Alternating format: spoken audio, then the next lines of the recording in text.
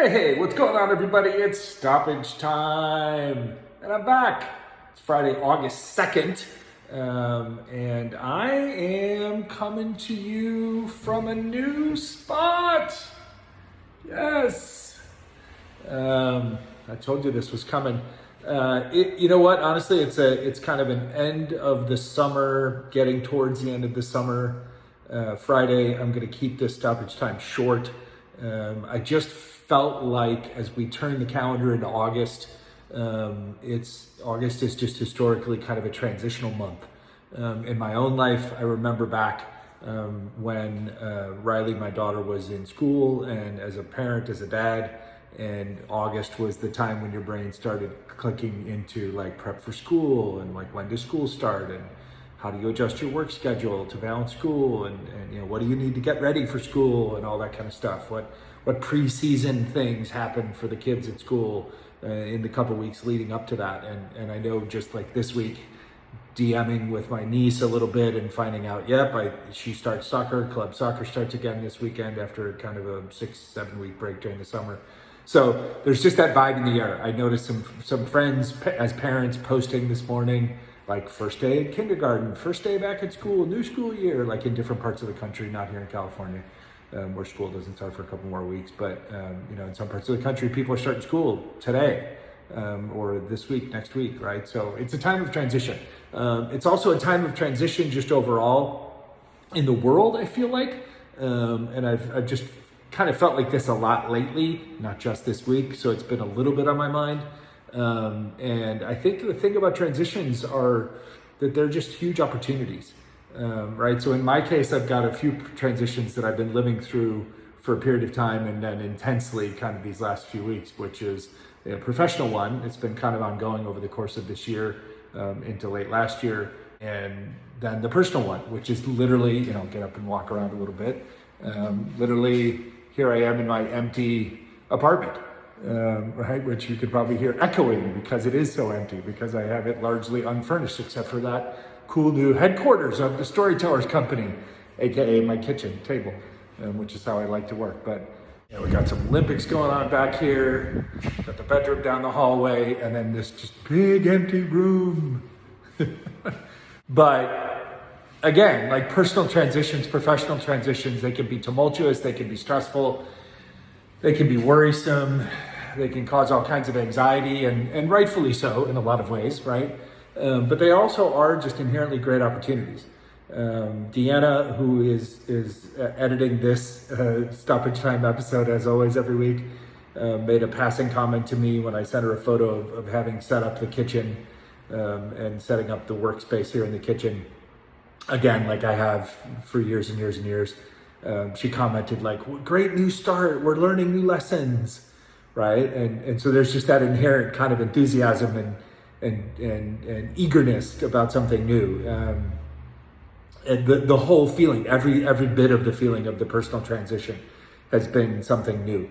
And on the professional side, it is, although there are things we've now gotten good at, producing this show, producing our Entrepreneurial Thinker show, I've hopefully become a better interviewer over the course of 125, now almost 130 episodes of Entrepreneurial Thinkers.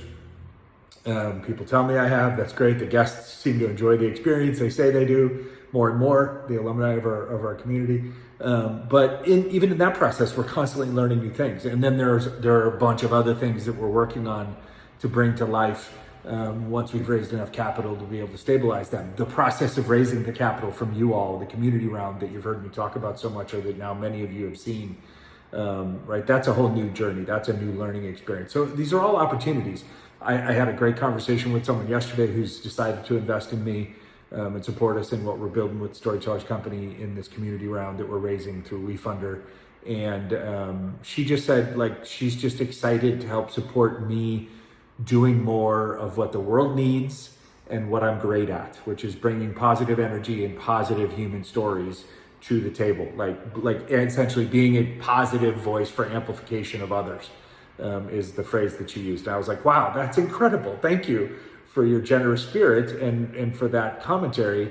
But it also reminded me that in the midst of the stress and the uncertainties of transition, others who are adjacent to it or who are looking at you from afar, they don't see it as that. They see it as an amazing new opportunity. They see it as a new adventure. They see it as a new challenge. And so I just like to choose to lean into that more. By nature, as we know, I talk about it all the time, I'm a pragmatic optimist. And in being so, I am both aware of the conditions on the ground around me, but I choose to lean into what's possible. That's my definition of pragmatic optimism. And so, yes, I get it. By nature, I am an optimistic, positive person. But even I get befuddled by and brought down by the transitional moments in life. And the uncertainties and the lack of kind of completion and the lack of organization that goes with it. So it's been a great joy just kind of lean into that personally this year, this summer, this last few weeks, getting into this apartment now, which you will see me live comfortably and excitedly in for probably at least the next few years. And then it's obviously exciting on the professional side for us. So I just tell you these stories in kind of, again, end of summer / beginning of the fall kind of vibes today, keeping it simple, no big message. I don't have a book recommendation. I will say this to you to kind of tie it back to our podcast is, one of the other transitions that I think all of us have at our fingertips, always available to make a decision about, is how we use our time here online, how we communicate with each other, how we communicate with others, what we consume, how we consume it, from where we consume it, how it affects us, right? So I made a decision not too long ago to finally leave and stop utilizing the Twitter, I'll never call it X, platform, because it's just become a cesspool of negativity, of toxicity, of this weird kind of vibe of like competitive machismo. I've got to prove that I'm smarter than you, better than you, quicker than you. I know how to do this better than you. My simplest definition of it is just become like a place for people to go complain and brag. And the bragging is usually baseless, and the complaints are either equally baseless or just overly self-absorbed. And that adds no value to my life. And even though I was mostly using it for the last 6 months to a year as a mechanism to broadcast some positivity, and I thought of myself as like trying to inject some positivity into that environment and those communities and people in those communities who I was close to, the handful of few, the dozen or so that were left that I still respected, would often tell me like, man, you're the only positive light on this place. Thank you for being that. And that kept me there. Again, not actively engaged, not in conversations, not building new relationships like I used to in the platform, kind of say circa 2017-ish onward. But just to try and inject some positivity in there. And yet every time I opened it to inject that positivity, I was overwhelmed by the shit and the nonsense and the selfishness and the self-absorption that was on there. And it just became literally unhealthy. So kind of boxing it out of my reality is a transitional choice that I made about how I consume and share information with the world. And so that's why you see me here. And that's why you see us putting more energy into the YouTube. And that's why you see me on Threads, which is kind of adjacent to Instagram. And you still see me on Instagram. And those are places where I can be me and I can interact with other quality, good people. And this is what ties it back to the show, right? Is I blocked someone on social media last week because they came in and they wanted to attack some other friends of mine who had been having a conversation with me in a thread, and they wanted to attack these people's politics. And everybody knows what I stand for. You know who I am. You know what I believe in politically, and you know what I'm against, and you know what I think is wrong. And then I have a lot of friends who are like-minded. I have a handfuls of friends who are very different and have a very different view of the world, and where we can discuss things respectfully and communicate with each other as adults in complete sentences without making it personal. We do. Where we can't, though, and this person crossed that line, is you're done. Like I have no space for you. And the analogy that I gave was like I wouldn't go stand on the street corner with a group of assholes and idiots to just allow and listen to and be privy or be surrounded by people being bad human beings, right? And so why on earth would I do that or allow that on my social media platforms and my feeds? So again, a transitional choice that we can all make. the beauty of it is the opposite effect happens to me. Every time I finish an episode of Entrepreneurial Thinkers, I finish a new interview, I finish listening to a final edit from Deanna before we publish it, I'm so inspired. I'm so energized. I'm so positively filled with love and optimism and belief in humanity and belief in our better angels and belief in what's possible. And so again, like choosing where we spend our time, right? Choosing how we transition through life. I want us to make 500 episodes of Entrepreneurial Thinkers over the coming years, not just because I understand the business possibilities there, but because I literally want you all to enjoy these conversations as much as we enjoy making them. I bring this to you, I bring me to you every week, every Friday in the Stoppage Time episode, simply just to share my thoughts, to encourage you to see the possibilities in the world that you live in the business world that you play in, to surround yourself with better people, to see how you can make a positive difference. One of our former guest, one of our alumni of our show, Leslie Feinzaig, this week decided to make a difference in the election of of our presidential election here in the U.S. And she created a group literally from scratch, like just her idea, and Divya that works with her, they have this idea like, wait a minute, like there's a bunch of toxic, negative, elitist, rich, asshole, self-absorbed people who are shifting the politics of the different places that we're online to the far right and are supporting the former president's candidacy, which everybody disagrees with vehemently in this kind of group of friends.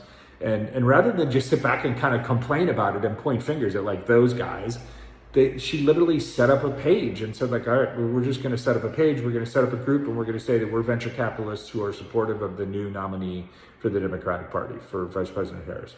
And boom, it's exploded. And now the numbers of people that are participating in that and are signing on to that are exponentially larger than the small cadre of elitists and the people that have come together on the other end of the spectrum. And it's like power to the people, man, like the power of positivity.